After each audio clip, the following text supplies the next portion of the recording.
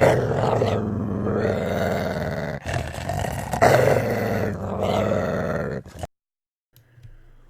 is going on, everybody? It is your boy Baddog back with another New York Giants video. And before we get into the meat and potatoes of the video, just want to remind everybody tonight I'll be live for the Browns and Jets. Hopefully the Entertainer Talking Sports will join me. I haven't heard from him yet, but that was a plan for us to do the game together tonight as we watch old friend Odell Beckham and Big Mouth Baker Mayfield take on the mono New York Jets. So it should be a great game tonight.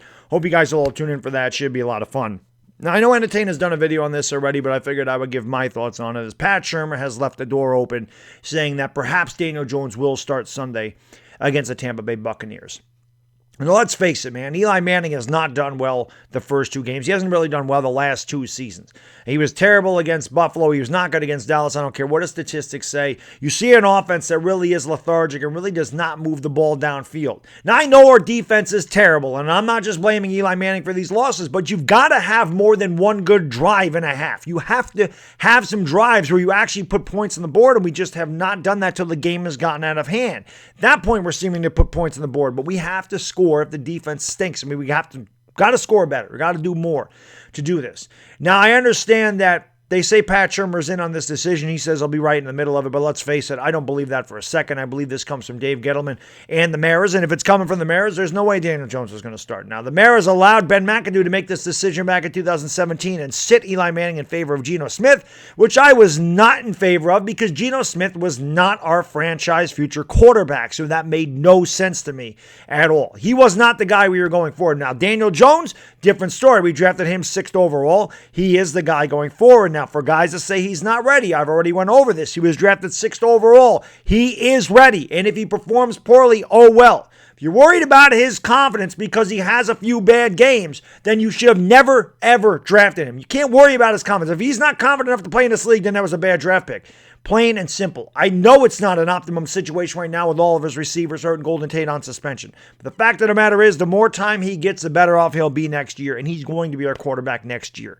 So, what is the difference? Get him in there now. We cannot be any worse at all. So forget about it. I mean, let the kid play.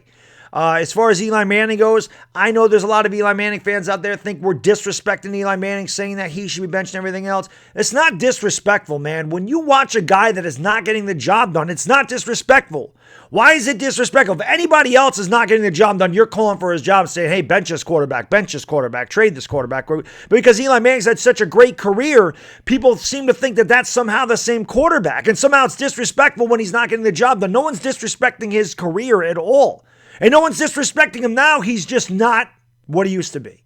And he's not the answer to this offense. He's just not. The offense just looks dead. It looks lethargic. There's no energy on that offense whatsoever. And you're going to see a lot of short passes and a lot of deflected passes and everything we've seen for the last 2 years.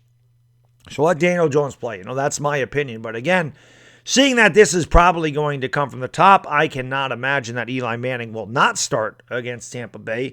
But hey, it's just, he's not been good. And maybe this will interject some life into this team, not just the offense, but the defense as well. Maybe you get somebody else behind quarterback, some young blood, some new blood, a kid that's got more fiery emotion than Eli Manning, and maybe it works. Maybe it doesn't. But you're 0-2, and you've gotten blown out in both games, and we've won 8 games in the last 2 years in 2 games. So what is the difference if we make a change at quarterback? You cannot sit there and worry about people's feelings, man. This is football. Why are we coddling these guys? Let them play. Let him play.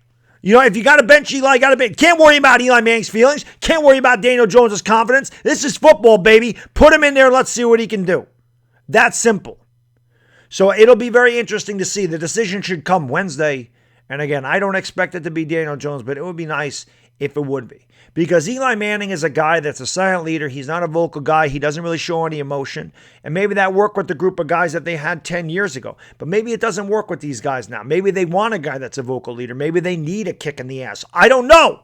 I don't know what it needs, okay? Because this team is bad all the way through. But maybe, just maybe, if you take the absolute number one guy on your team, okay, or the biggest name on your team, and say, if he's not getting the job done and he gets benched, then everybody else is put on notice that you don't get your crap together, you're going on the bench. Maybe that'll interject some life into the team. Something different. Because as I've said before, the definition of insanity is doing the same thing over and over again and expecting different results. Well, try something different. Try something different. Now, I know if we go to Daniel Jones, that's it. You're not seeing Eli Manning again. That will hurt his confidence. You cannot have Daniel Jones come in there for 2 or 3 games, and if he does poorly, bring Eli Manning back. That's the thing that'll hurt that kid's confidence. That you cannot do. So that is one thing I will say. If you go to Daniel Jones, you are staying with Daniel Jones for the whole season. You are not putting him in there for 2 games. He has 2 bad games, and you're taking him out. That's a different story. That will mess him up. So that you can't do. That's why this is such a big decision. You make the decision to go with Daniel Jones. That is a decision you are sticking with for the rest of the season. Either way, it's a very interesting story. I'm ready for Daniel Jones. Let's see what they do. Until next time, guys, it's Baddog, and I am gone. Peace!